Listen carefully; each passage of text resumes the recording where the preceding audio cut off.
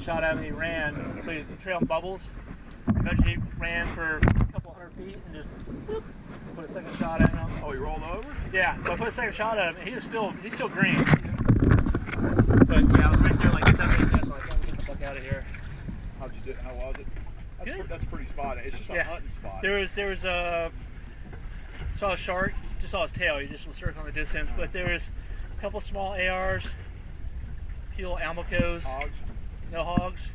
Then I saw him up the column, popped him, and I was popping him. He swam in the distance and then disappeared. And I went up that spine of that little rock pile, turned around, and I saw him. He came back, and eventually got a shot on him, and then I had to chase him down and get him. That was done.